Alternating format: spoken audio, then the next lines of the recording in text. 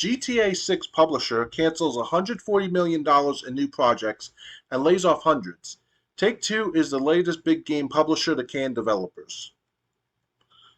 Okay. Grand Theft Auto 6 publisher Take-Two Interactive announced massive cuts in SEC filing at the end of business today. The company revealed it will lay off 5% of its roughly 11,000 strong workforce and has canceled several in-development projects valued at $140 million as an effort at nationalizing its pipeline. The company estimates that it will incur approximately $160 million to $200 million in total charges in connection with the plan, Take-Two wrote in its filing. The company expects $40 million to $60 million of the total charges to result in future cash expenditures. The total charge consists of approximately $120 million to $140 million related to title cancellations, approximately $25 million to $35 million associated with employee severance and employee-related costs, and approximately $15 million to $25 million related to office space reductions.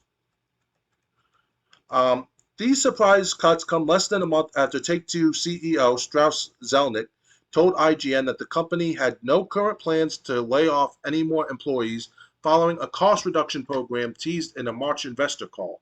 The company is expecting a massive boost to sales when GTA 6 launches.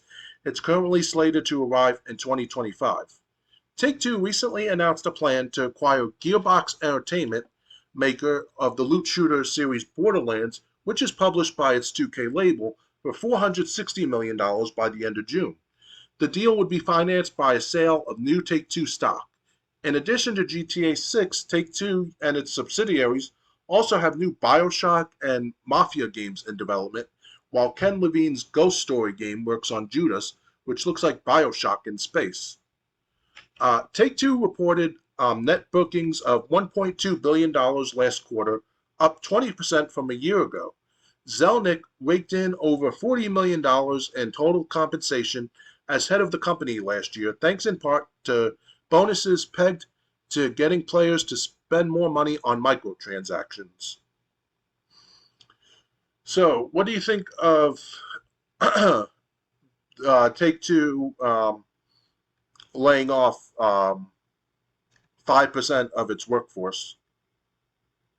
And $140 million in new projects, too. Damn, that's a lot of money right there. I mean, it's enough money to buy some booze and beer and yes. We all know your fantasies. Back to reality. Yes, back to reality. Good reality. No, I'm a horrible Eminem rapper. Anyway. Yeah, that was a good song. With, Lose Yourself. Yeah. But yeah, not serious note, I'd say they're not serious note, but that's crazy. Like, I was not expecting that because GTA 6 coming out in next year, 2025 fall, the earliest, right? So yeah.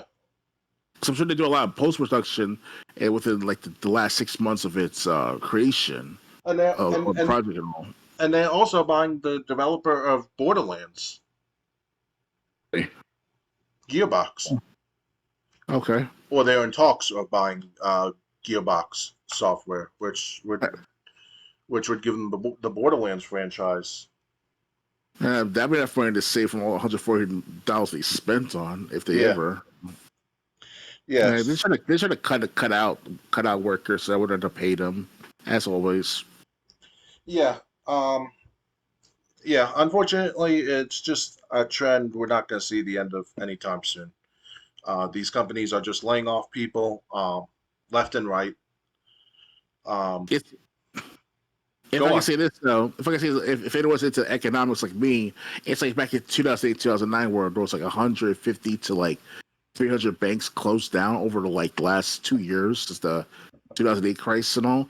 Kind of like what's going on with gaming now, with all these companies, laying off or not shutting down.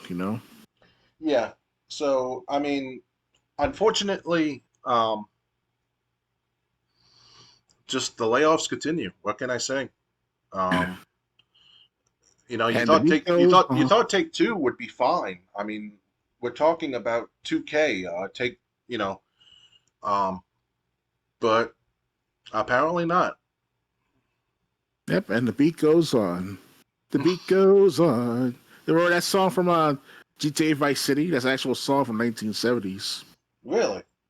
Yeah, listen to the radio station on GTA Vice City. I think it's called, what's it called again? With man, I forgot what's it called exactly. But just shift through the radio stations. They're talking about different like the Wave FM and shit like that. Like they'll show like some good music from the 1980s and all. It was pretty good. I think it's called the Whisperers that made that song. The beat goes on, and there's also Zapp and Roger, Computer Love. Yeah. Shoo bop, baby boo. Stuff like that. I was always listening to Run the Night Away. Okay. Or one of the talk show stations. VCPR. I know you like that one. Yep. Yeah, there's also there's an extended radio station at VCPR on Vice City Stories I hear too. Oh, I maybe yeah, because I think Maurice Chavez has his show on Vice City Stories. Yeah, I have a version of it downloaded from a YouTube one of the YouTube videos where it was like an extra like 20 minutes of like Maurice basically giving birth in his own radio station. So it's kind of like like he was helping a woman giving birth and all in the station. They were all moaning and groaning and screaming like oh my god. Yeah, because Maurice was baffled and all. It was like, what the hell? I just like he that's the subject. Then he goes, "Let's press the issue." Yes. or the name of the show is Pressing Issues, not Press Your Host. Oh yeah. So I miss those days before we don't want to pay our taxes and work and all. You spend like 10 hours listening to the radio stations. It's before the internet upload all that audio cover FL stuff like that. Like it was on LimeWire and stuff. I bet that's where I got most of it from. These radio shows like Fever 105. There's also Pirate Radio. Same game, Vice City though, GTA Vice City, and there was some good music back then. Yeah. So I use that stuff for my workout too at the school gym. People are wondering like, what is he listening to while working out? Because I couldn't afford a CD player back then. I had to rely on my mom sometimes for other things. But the CD player I didn't want to ask her for because it broke on me after a couple of years. So I had to use a micro tape recorder that I bought with my money from school and all. I mean, that's school for my first job. Working. So